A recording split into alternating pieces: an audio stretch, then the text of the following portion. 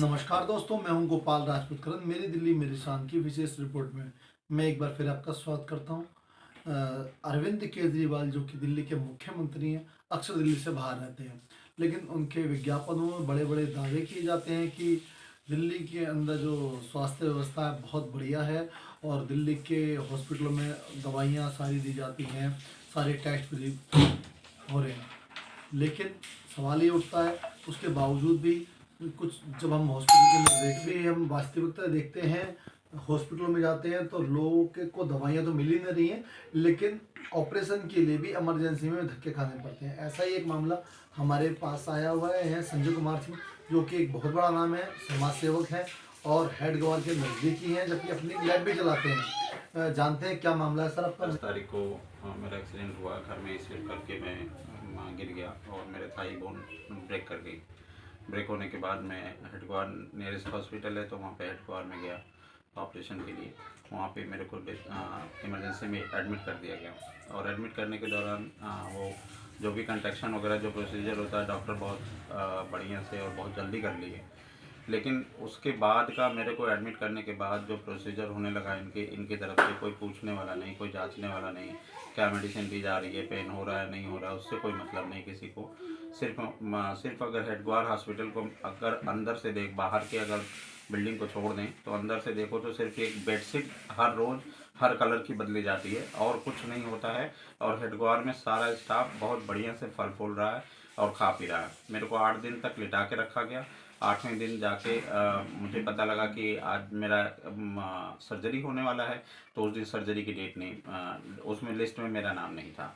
और रीज़न पता लगा कि मेरा बीपी बढ़ा हुआ है। तो मतलब बीपी का, तो अगर मैं 8 दिन से आया हूँ, आप लोगों ने बीपी का ट्रीटमेंट क्यों नहीं किया मेरा, अगर बीपी बढ़ा हुआ था तो? जबकि जिस दिन मैं गया था उस दिन 148 101 मेरा बीपी था। बीपी इंस्ट्रूमेंट इन लोगों का इलेक्ट्रॉनिक है। कोई डॉक्टर स्टेथोस्कोप लेके नहीं घूमता है। किसी के पास, किसी भी डॉक्टर के पास स्टेथोस्कोप नहीं होता। मैं डॉक्टर यूनिट इंचार्ज की बात नहीं कर रहा कि वो लेके घूमे, बट जितने भी जूनियर डॉक्टर हैं किसी के पास नहीं होता। शकल से भी नहीं लगते कि वो डॉक्टर हैं या अटेंडेंट हैं पेशेंट के। नहीं, आपके साथ जो घटना घटी उसमें क्या रहा कि रहा ये कि मेरा ऑपरेशन इन्होंने किया ही नहीं। 8 दिन तक मैं लेटा रहा। बाद में ये देखा कि यहाँ ऑपरेशन, और जो जो भी केस हैं सारे 1.5 महीने 2-2 महीने, कोई 11 महीने से लेटा हुआ है, अपना पूरा परिवार लेके वहाँ लेटा हुआ है। फिर मुझे मजबूरन वहाँ से हटना पड़ा और आगे डेट बढ़ाए जा रहे थे और 2-4 महीने क्या की वजह रही उसकी? वजह वजह कुछ नहीं रही। वजह इनका ये था बीपी को लेकर के, जबकि सारे रिपोर्ट मेरे ओके थे। मैं खुद मेडिकल फील्ड से हूँ और मैं इस चीज़ का मैं नॉलेज रखता हूँ। सारी रिपोर्ट मेरी ओके थी और 140-90 का मेरा रेंज आ रहा था बीपी का, जो कि 50 साल की उम्र में होना चाहिए और होता है, अक्सर होता है। अब 180 120 के चक्कर में ये लोग मेरा केस, सिर्फ इस वजह से मेरा केस रोका गया, जबकि मेरे बाद आए लोगों के भी ऑपरेट किए गए। लेकिन बोलने के बाद इनको पता लगा कि वो मेरे से राड़ लेके बैठ गए। मैंने कंप्लेन किया उन लोगों का, पूछा कि ऐसा क्यों किया जा रहा है, लेकिन वो कह रहे हैं कि हमारी जैसे मर्जी करेगी वैसे करेंगे, किसी के बाप का राज नहीं है यहाँ पे। हम ये दवाइयों के मामले आपको दवाइयाँ मिली क्या उससे पहले? दवाइयों के नाम पे मैं क्या बताऊँ, मैं छोटे छोटे स्टाफ की बात क्या करूँ, जब डॉक्टर ही यूनिट इंचार्ज ही बेकार हो। जो न नर्स पूछने आती हैं, न कोई वहाँ पे फीवर चेक करता है। दवाई अटेंडेंट आके ले जा, ये भी नहीं पूछा जाता। और नहीं तो और ऑपरेशन से 2 दिन पहले ये पूछा जाता है आपको क्या मेडिसिन दी जा रही है।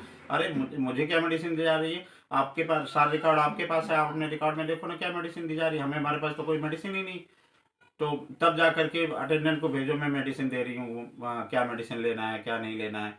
तो इस तरीके का माहौल बिल्कुल। आपने क्या क्या कार्रवाई करी फिर?